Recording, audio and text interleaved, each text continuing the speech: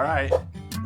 Welcome back to BS Free MD and our weekly DuckTales with cocktails. Today, You're just drinking straight from the bottle we're today. just doing the Aurmina because we love it. We'll talk a bit more about that later, but it is good stuff. How was your Memorial Day weekend, Tim? It was awesome. So we'll get to that later. Oh, everything. We're getting to everything later. What's on your mind? They call this teasers. So we'll talk about how we went to the Triumph concert, how Sunday was our 34th wedding anniversary, and how that is significant. We're going to Shinedown in the next few days, and so May's wearing her Shinedown shirt. That's her favorite band. But first, I wanted to discuss the insanity that is percolating around, and it's less insane than I actually anticipated it was going to be, around the unfortunate passing of Kyle Busch. I would say that, I don't know, I think for a lot of people that don't follow NASCAR, they might not even know what's going on because it's pretty niche. It's not like it's football, soccer, basketball.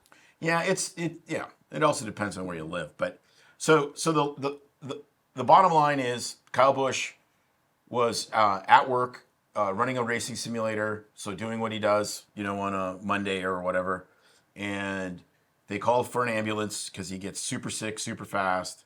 He starts coughing up blood, feeling like he's going to pass out, goes to the hospital. He's at the hospital for, I think, just a few hours and dies. And then the family, I think, very wisely got the cause of death out as fast as they could, which was pneumonia with overwhelming sepsis that killed him. So then everybody has an opinion, right? Because everybody knows exactly what happened when actually the only people that know what happened were the people involved. I have a question, though. Did they do an autopsy? I don't know. Okay. Don't know. So the bottom line is there's a couple big kind of BS-free comments or principles that we have to adhere to. It's like, because the first thing is, how in the world in 2026 can somebody that is a professional athlete, 41 years old, super fit. I mean, this guy, when he won his first championship was 2017, something like that. The first race of the year at the Daytona 500, I think he had a 110 G hit, for a split second, and broke his feet, came back, won the championship that year. I mean, it was really amazing. So this guy is unbelievably tough. People don't realize how tough it is to get in these cars. They get close to 200 degrees inside sometimes, and they're, breathing in carbon monoxide, et cetera, et cetera. And, so it is high intensity, focused attention in a sauna, which is so intense. But that's not going to give you pneumonia. That's not going to give you pneumonia. But it does tell you a little bit about who these people are, as far as, they're used to being hurt. They're used to playing hurt. They're tough guys. They're macho race car drivers. Yeah, blah, they get blah, in blah. cars when they're sick. They always race when they have a cold, etc. So the story really starts, let's just kind of walk through exactly what happened with them. The story starts back at Watkins Glen, which was about 3 weeks ago now. And at the end of the race, he said he needed to see the doctor. And because he needed a shot. He asked for a shot? He asked for a shot. So he wanted the doctor to come and give him a shot because his sinuses were all plugged up or whatever. So then the question is, from a medical perspective, what was the shot? Well, and who was the doctor that gave the shot? Was it Michael Jackson? Was it Michael Jackson's cardiologist? The doctor, in this case, was not a doctor. He was an orthopedic physician assistant who traveled around with NASCAR, which makes sense. Like, what orthopedic surgeon is going to leave their career to travel around with NASCAR? I mean, right. So having a highly trained physician assistant in ortho, when most of the issues are ortho, makes sense. Yeah, but if they're not ortho, so we should talk about this briefly too, because you said the orthopedic PA. Because I said, well, come on, I mean, so it makes sense if you have an orthopedic injury or some other things. Right. And general physicians that are orthopedists can maybe treat colds or sinusitis and know what antibiotics to give.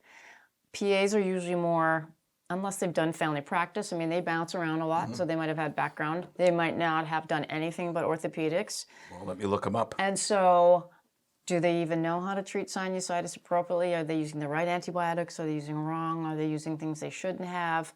I thought you said you looked up that there's actually even a fellowship in NASCAR motorsports orthopedic. Is that right? No, No? there's not. Okay. I thought you said there was. Maybe you. No, it was Bill Heisel was this guy's name. Okay. And so they called him Doc Heisel or whatever, right? Well, he wasn't a doctor.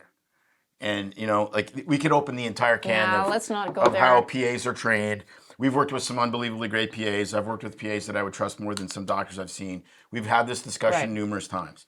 But the fact of the matter is, I want to know what the shot is- was. right. So What was the thinking? So the shot was probably, realistically, if you're going to guess, and we are guessing, we don't know, it was probably prednisone. So it's probably steroids. So why is that an issue? Well, it would help clear up his head, but it's going to mask all of his other symptoms. And it's going to decrease his ability from an immune perspective to fight off, whatever virus or whatever he had that eventually turned into a bacterial infection and became pneumonia, which then became sepsis. Okay. The other thing that a lot of people miss, and I have not heard it from anyone other than like us discussing this, is actually being young and super healthy with a very vibrant immune system increases your risk to some degree. It doesn't increase your risk from dying of pneumonia, don't get me wrong, but in a way, it increases your risk of missing this diagnosis, and then it goes on to sepsis. And the reason is, he had so much reserve being fit, he could ignore a lot of these symptoms and continue to go to work. Then, when it finally tipped over, his immune system is so in tune and so revved up and so young and healthy that it can overwhelm his body, go into multi-organ failure, go into sepsis. So look, who dies of pneumonia traditionally? Old people. I mean, we used to call it old man's friend, right? That's what it was. You got an old guy, he's debilitated, gets pneumonia, just drifts off happily, and he shuffles off the mortal coil, as they say. But in a situation like this, high intensity, hardworking guy, works super hard, the middle of that, like legitimately the middle of the season, right? What's gonna happen? Like this is a setup of a whole bunch of bad things that happened and ended it with a terrible outcome. So where were they training? In Charlotte.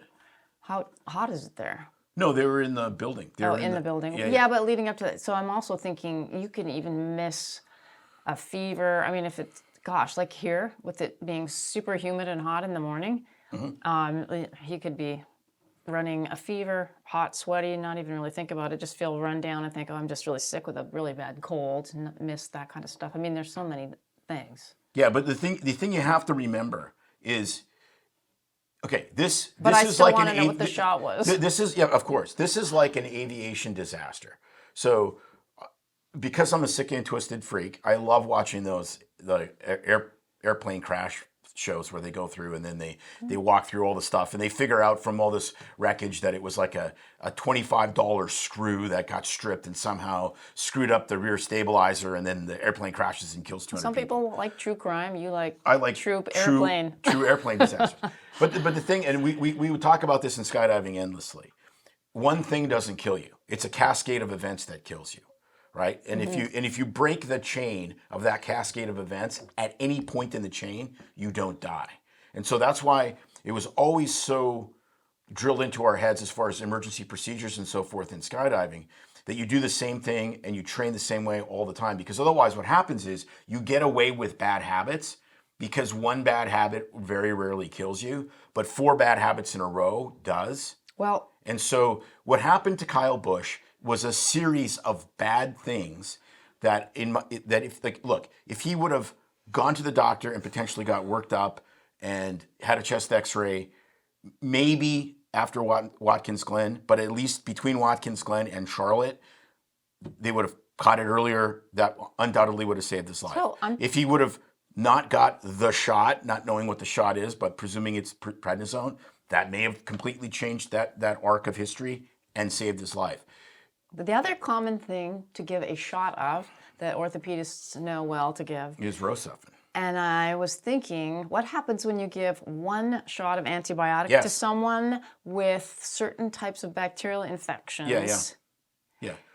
that goes bad Yeah, because really quickly. that's the other So, thing I want to right? know. I want to know what infection he had. Right. Because there's a very good chance if it killed him with overwhelming sepsis that he had a MRSA pneumonia. Right. Like that's an almost guaranteed in this situation. I mean, it's not guaranteed. Someone is going to comment about how we're retarded because we're not infectious disease people. But no, we have a lot of common sense and we've seen a lot of patients and and so yes, can you treat somebody inappropriately with that? Meningococcal pneumonia, because that will blow up quickly after one dose of antibiotic.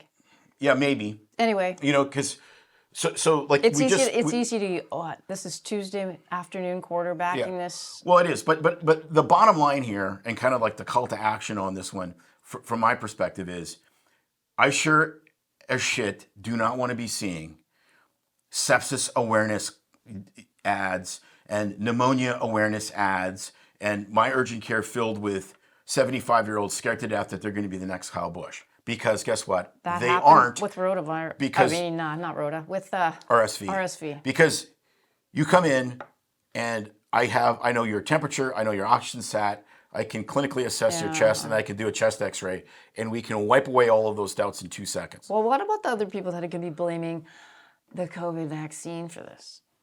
Well, I think look, we're the first people in line now to blame the COVID vaccine on a lot of stuff. But you know what? Everything. It doesn't cause everything. No. It doesn't, it has not caused your penile shrinkage and your anal leaking.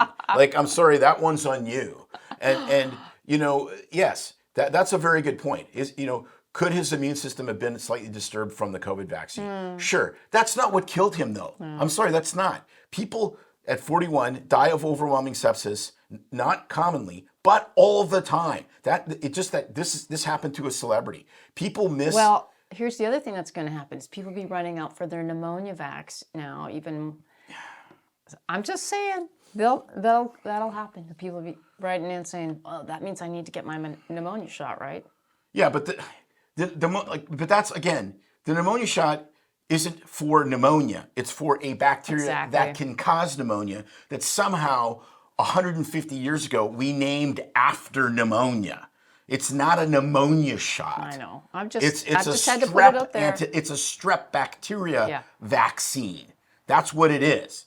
But it just happens to be called strep pneumoniae. So then we've completely bullshit marketed this as the pneumonia shot. When actually, what's the most common organism in community-acquired pneumonia? Strep pneumonia. No. No? Oh. It's mycoplasma. Oh, right. It's atypical antibody. It's mycoplasma, chlamydia. You caught me off Probably the guard. most common bacterial is strep pneumonia, but I don't know. Here's the other thing. In community-acquired pneumonia. Here's the other thing. Let's assume we increase everyone's ability to fight off strep pneumonia. Are we going to somehow uncover more MRSAs now, which is devastating as a systemic? Like the last thing in the world you want is sepsis with MRSA. Like most MRSA is just skin infections. It's not that big of a deal. But man, when that stuff gets in your vascular system, it is devastating. That is my guess. My educated guess is that's probably what he had. This wasn't a strep pneumonia that went bad. This was a that's what I was secondary thinking. Bacterial infection from a viral illness, which is how virtually everybody gets a bacterial infection. And it blew up, and it was probably mismanaged in some regard. Whether that is actual malpractice or blame, I have no idea. I can't comment on that. But this was bad luck and a series of crappy events, which would make perfect sense in somebody who's highly driven, highly competitive, and used to ignoring their own aches and pains, which is exactly who Kyle was. That's why we loved watching him. Well, his nickname was Rowdy. Here's the thing. He was like the reincarnation of Earnhardt out there. People forget. So how many people have died from heart attacks ignoring their symptoms? Everybody probably knows or have heard of someone, the neighbor or somebody that's had the massive MI. Oh, yeah, like my dad was having heartburn or didn't feel right and ignored the symptoms. Women are commonly known to do that, so. Yeah, no, well, right. I say this to every single guy that comes in with chest pain with his wife. I said, if you had a cold, you'd think you're dying. But when you're having a heart attack, you think it's heartburn and you ignore it. Yeah. Right? And so that's, I mean, it happened to my dad. My dad had practiced medicine for 35 years at that point. Although I guess people don't think that when they got a sinus infection, and that's what it feels like, that they're going to die from it. So it's a little different than. No, this is. But people ignore. Well, my point was being people ignore. Some people just ignore everything and they just blow it off to something else. This And who probably knows? wouldn't have got him to go to the doctor Sad. until he was not maybe necessarily as sick as he was with the ambulance, when they called the ambulance, but pretty close. Yeah. Like, if he was able to, I mean, he was able to function that morning and he died that day. Like, that tells you how overwhelming sepsis can be with the right bug. Yeah. You know, like, That's. and he was chronically weakened over that 2-week period just from fighting another viral infection or presumed viral infection. So, I mean, this is just a cascade of crappy events that ended very poorly.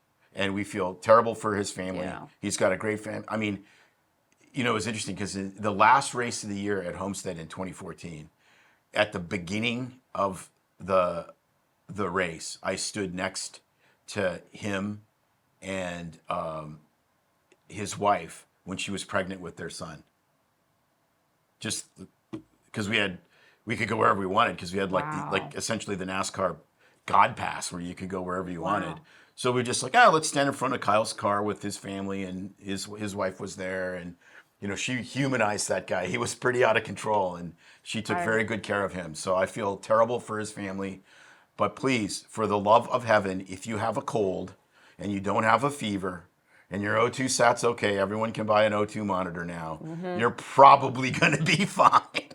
Not that we practice medicine on the show, but I mean... I think everyone's more focused on the new virus invading the world.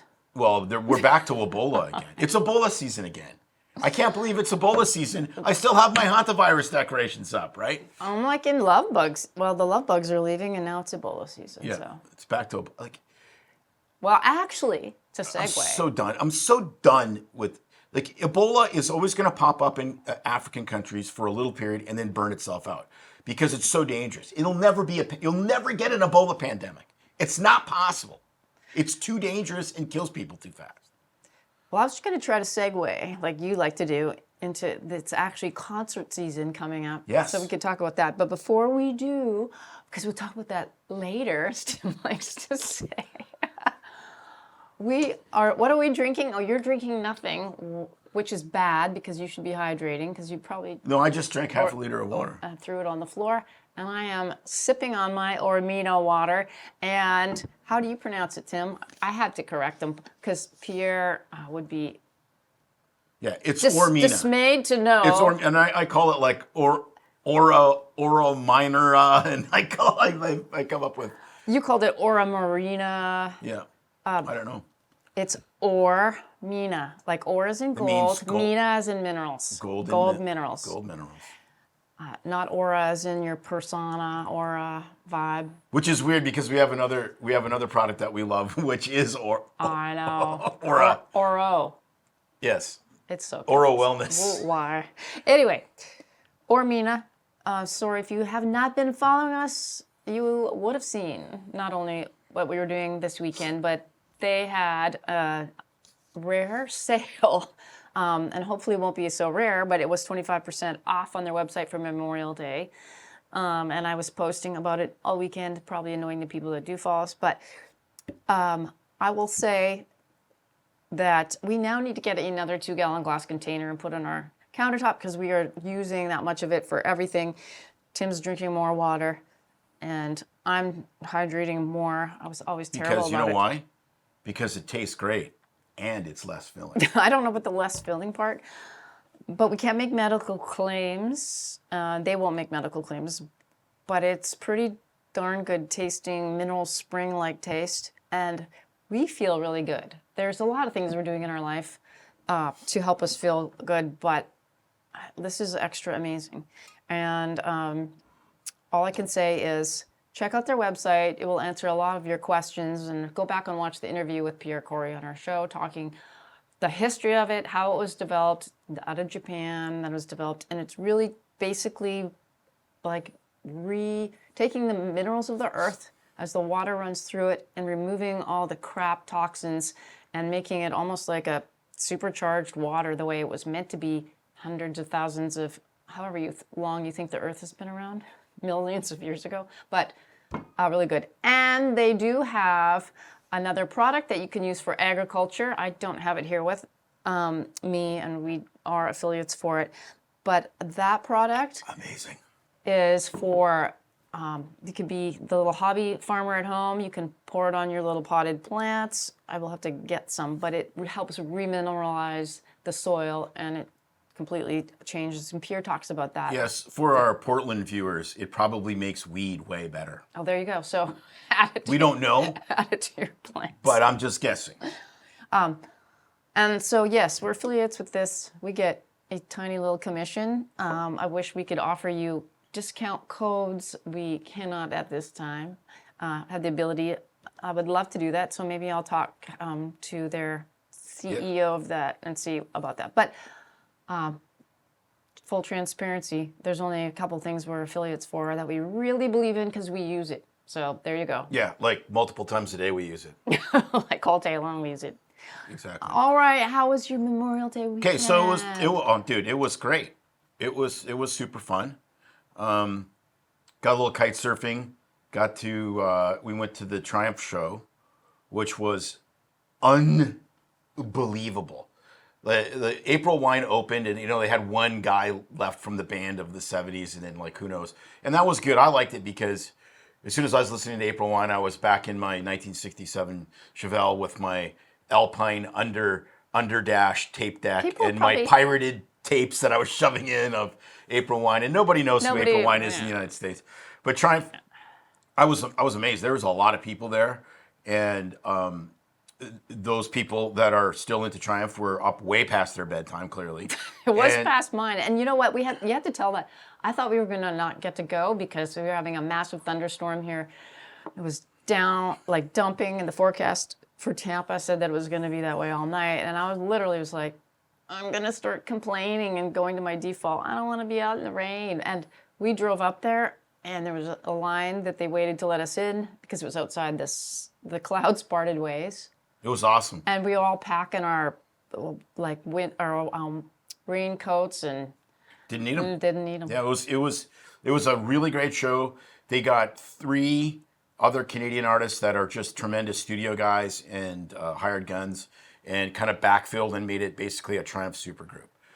And this weekend, Shinedown. So, but it's interesting because Triumph was.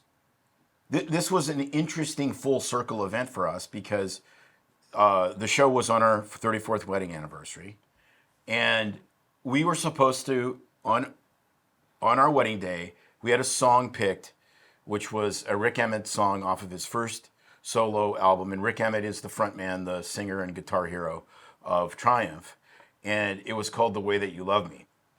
I cannot listen to this song. I can't. I completely lose it.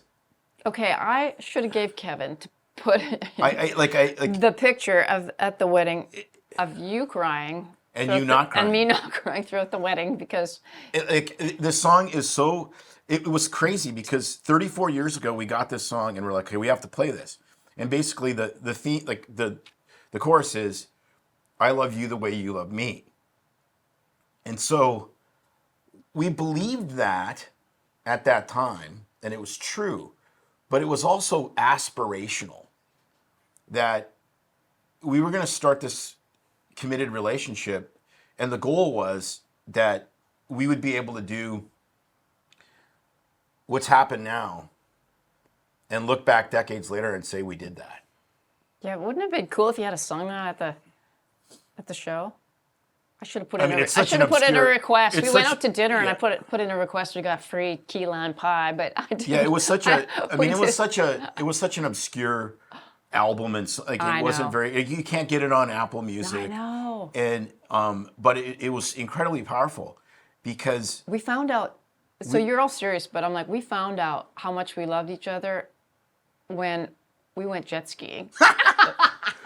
Yeah, so it was so funny. This was right. This is a bunny trail. I'm sorry. It's a good bunny trail for taking us down this. I'm to blame for the diversion and the squirrel here, but you gotta tell the story about. So this was right after. This was very shortly after our daughter was born, and we went to. And we'd been married for 7 years? Or yeah, something like that. Maybe not 10. Yeah, 5-6 years, so we went to Titanic. Oh yeah. And May's like, I wouldn't get in the boat. I would frickin' drown in that freezing cold water with you before I got in the boat and was alone and all that. And I'm like, okay, that's, Very romantic, Rose. That's good. Thanks, Rose. So then, Okay, Jack. so then, what happens is somehow life tends to imitate art. And we were jet skiing in the Columbia River Gorge, and I bet who was in control? me. Oh, of course. And the jet ski, the water in the Columbia River this is like August. It gets very warm for a river. I mean, 75 degrees or so. So it's the thing is, there's all these feeder rivers that feed into the Columbia because Columbia is a massive watershed, and so Our friend is like, okay, Atlantis, you can take the jet ski, you can go up the Klickitat River, but be really careful because it gets shallow. Don't run it aground. Well, if the jet ski's not moving, it's just like it's super tippy. It's and I remember him saying, if you're going to turn, don't slow down. Give it more throttle to turn to give it power. So somehow, go ahead. We get in the Klickitat. Well, we don't really, we're not in the water. Well, this water is 25 degrees colder than the Columbia.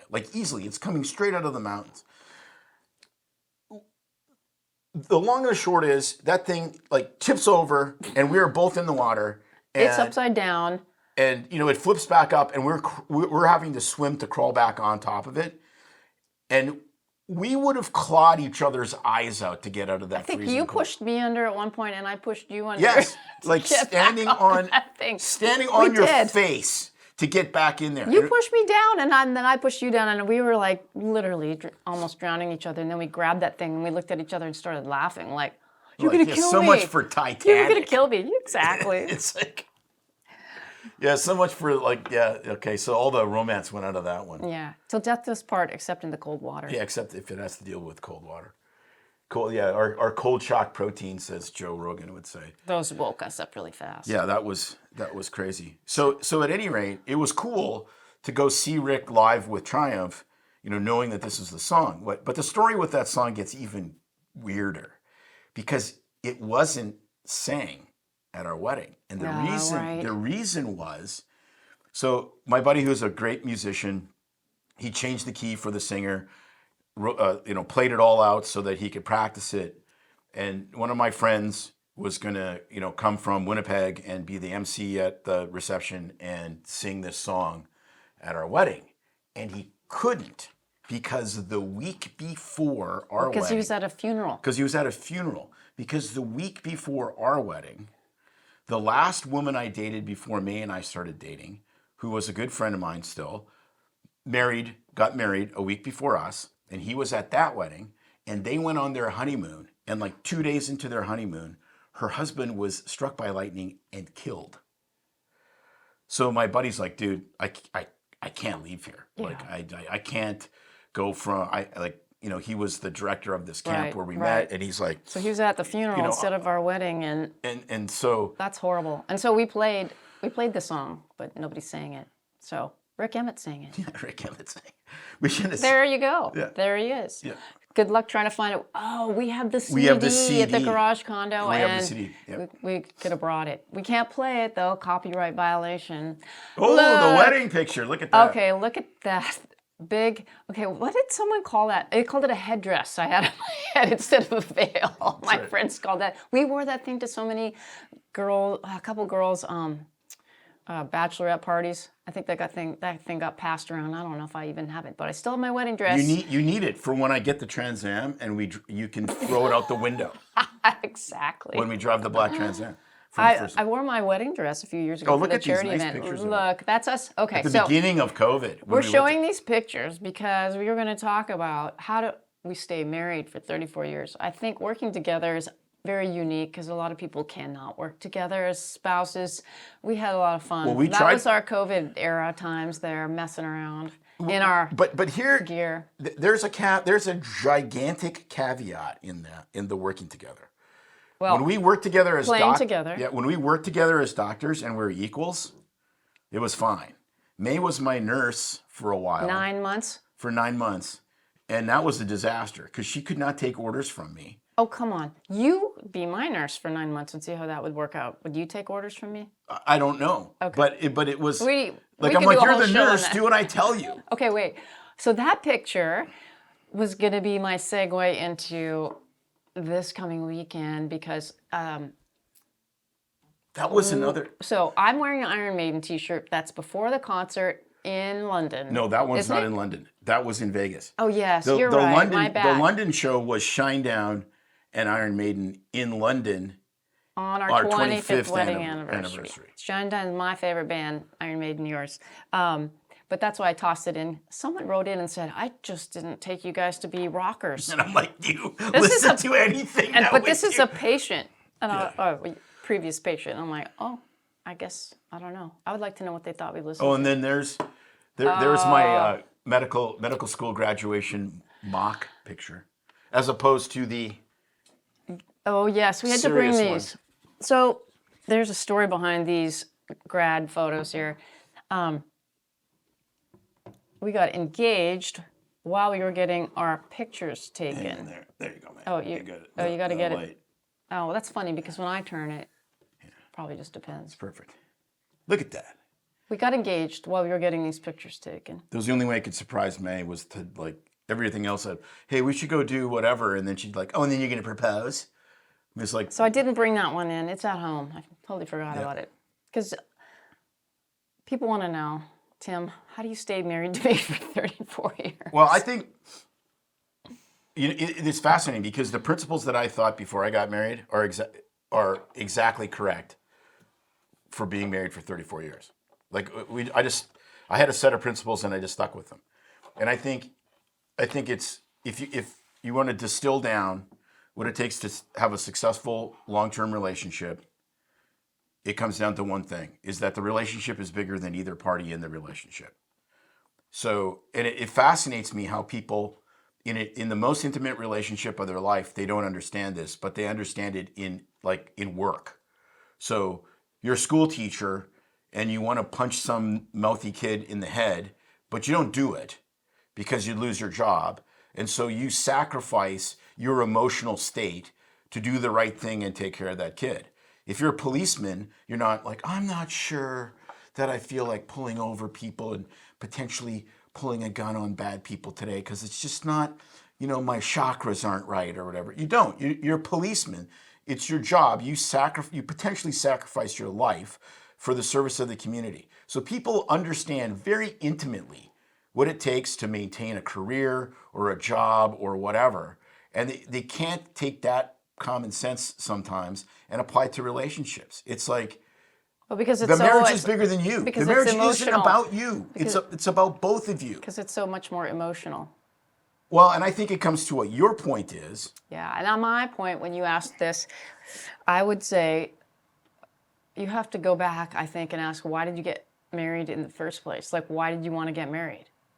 And I think a lot of people, if you make them ask, why was it that you were attracted to that person and wanted to marry them? Maybe that will help rekindle in your brain, like, what is important. Because if you get married just because of, like, if you're a guy, because you can have sex, well, I mean, please.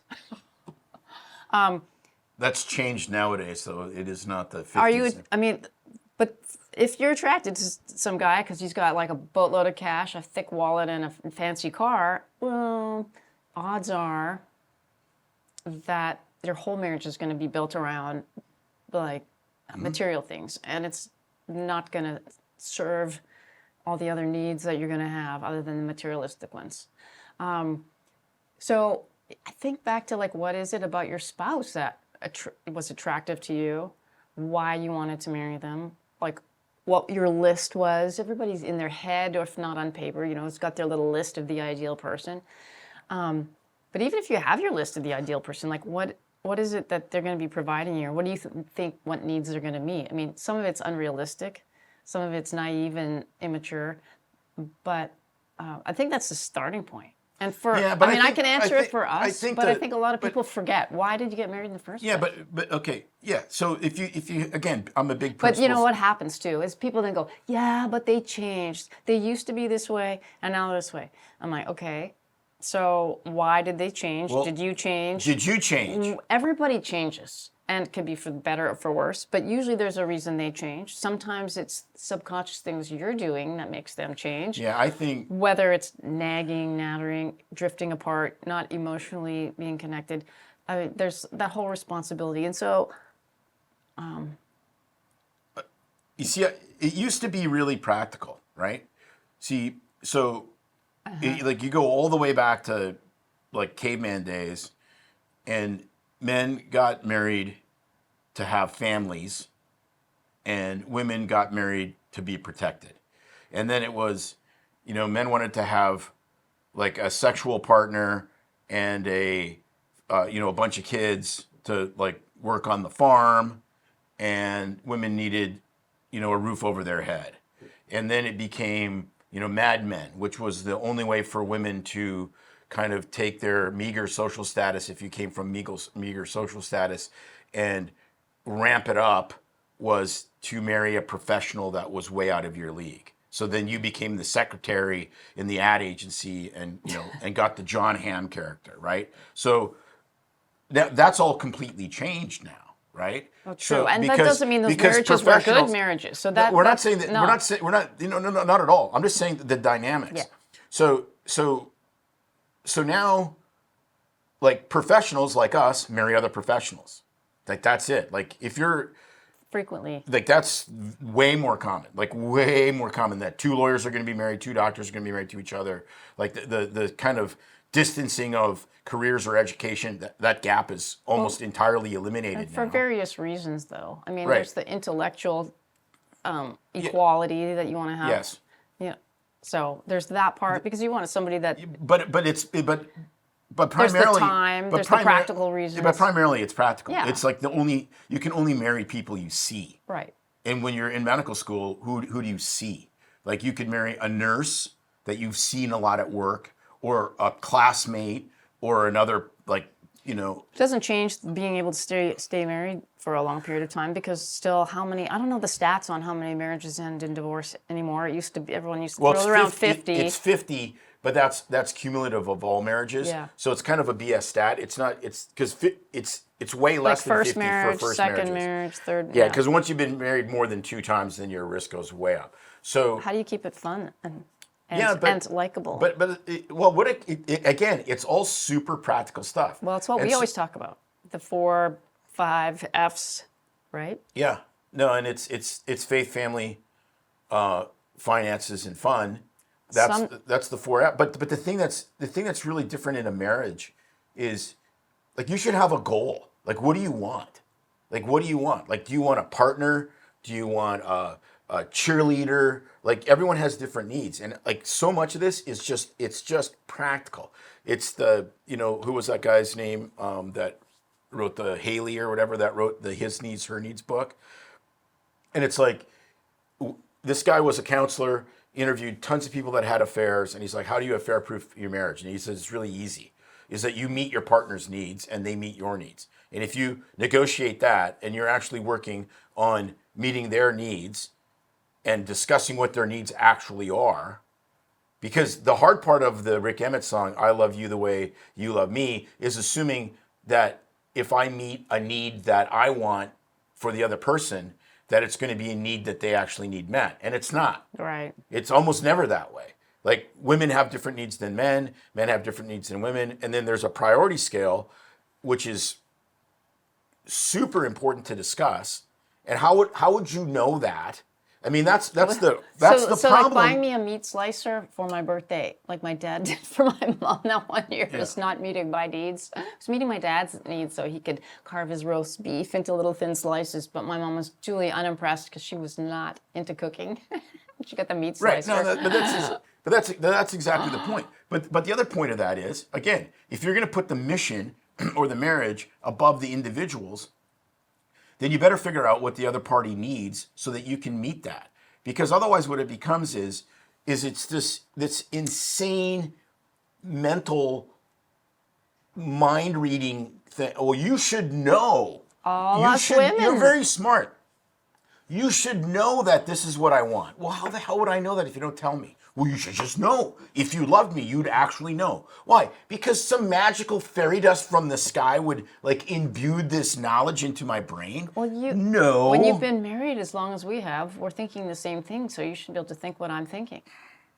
But even now, like even last night, I had this, of course, because I heat things. Spit my water. I can't waste the water. I heat things up way too hot. May doesn't heat them up hot enough. So I bring out, I'm moving this boiling cauldron of magma-like gravy. And I'm going to pour it on, and she's like, you got to get some freaking oven mitts to grip that. Okay, you're holding it with what? A paper towel. One thin little bounty strip. And it ejects out of my hands. Hot ceramic with magma. And I said... And explodes in a magma-like... I'm like, you might want to get some so, pot holders. I was so upset. And, you know, because there's glass, and she and goes, I'm look. like, She goes, just sit down and eat, and we'll clean this up later. I said, leave that, I will clean it up later. Well, I helped. You did. I picked up all the glass, most of the glass. I'm like, sit down, because you know why. He was upset. To me, that kind of stuff doesn't bug me. It's just like, it's a big mess, whatever. It looks like someone took a big diarrhea splat on the floor. And the crime scene, you could tell the way it went. But I'm like, you're going to walk around and try to half-ass clean it up while you're hungry. You're going to step on the microscopic little pieces of ceramic shards. You all know what I'm talking about. When that hits tile floor, it explodes, and then you will be even more unhappy, and I will have to be digging glass out of the bottom of your foot under local anesthesia on our countertop, and I'm not about to do that. So sit down and enjoy the steak that you cooked us, and we'll take care of that later. And I'm like, who cares? Yeah. So I think a lot of people get married because they think that, you know, you'll complete me. Or whatever, and then You're the knight on the white horse. We've talked about this on our show before. We've done a bunch in the past, but I had that complex at the beginning.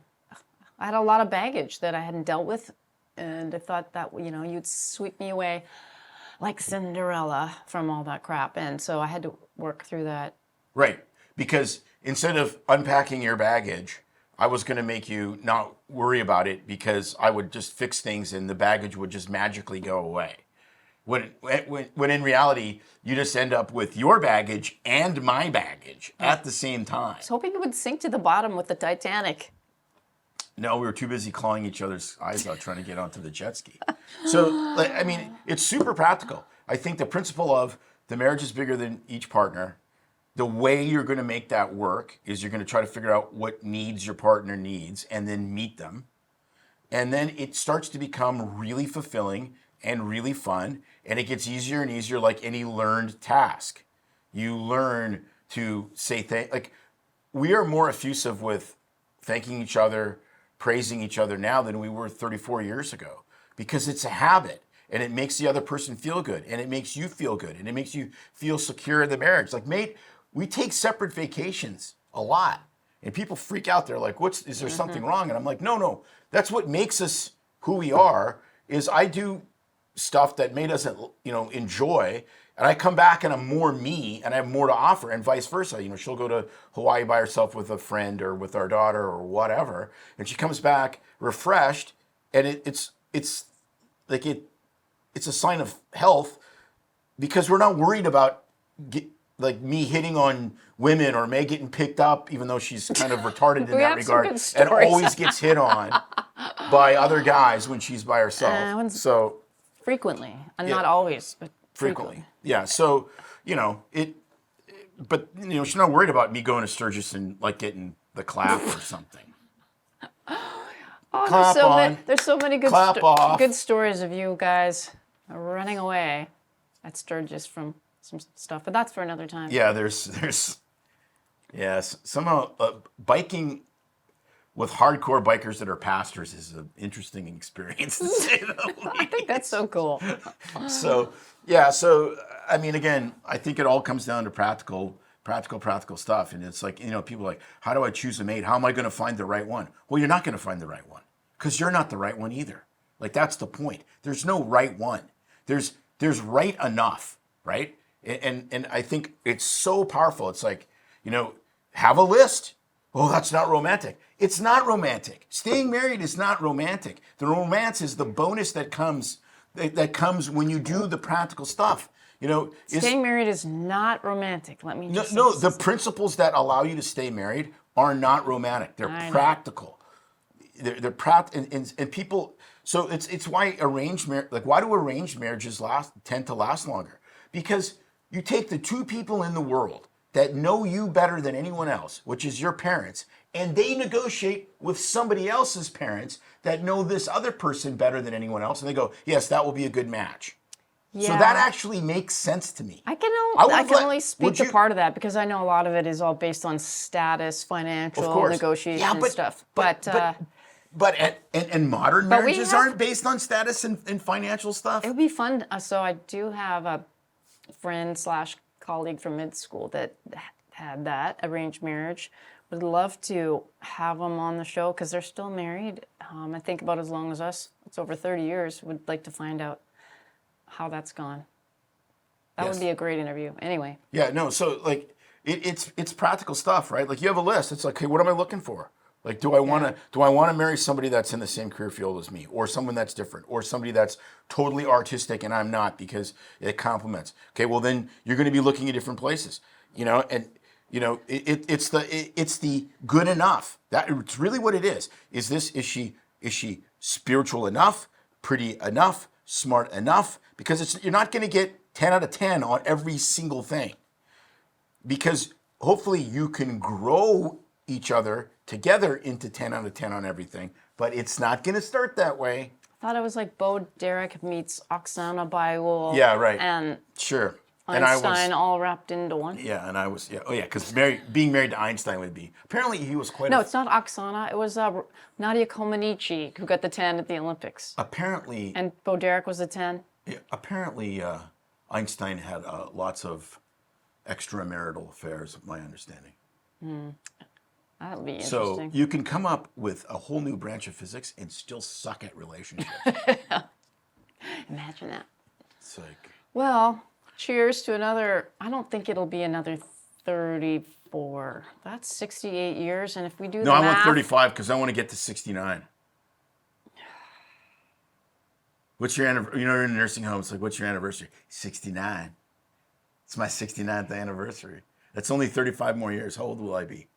Ooh, that's 95. What, 100? That's 96. You'll be 96? Yeah, 90. Well, 95. That's... Boy, that's... I think I would do a betting pool on that one. I don't think I'm going to make it. Because I'd have to be 95, and I don't know that I want to live that long.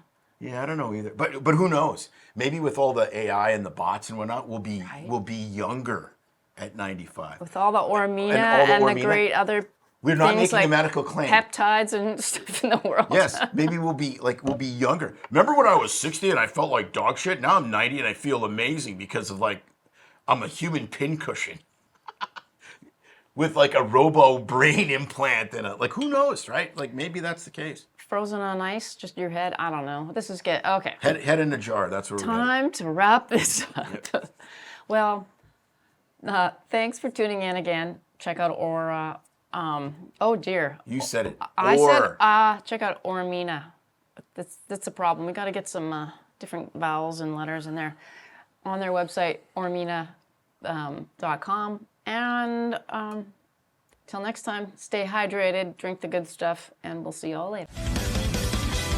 It's no secret that medicine is a bit, uptight. That's why Tim and I created BS Free MD, to mix things up a little and have fun in the process. Besides, we are having these exact same discussions all the time, so we thought we might as well invite everyone to the party. If you really like us, you can get plenty more, and maybe see one of Tim's cool tattoos on our Instagram or Facebook pages at BS Free MD. See you next time.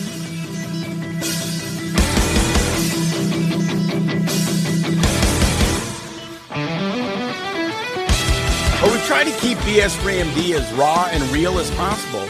We can't be held responsible for any medical decisions or discussions had as a result of what you've heard on the show. We know, bummer. But the truth is, we really do care about your questions. So feel free to reach out to us by email at doc@bsfreemd.com.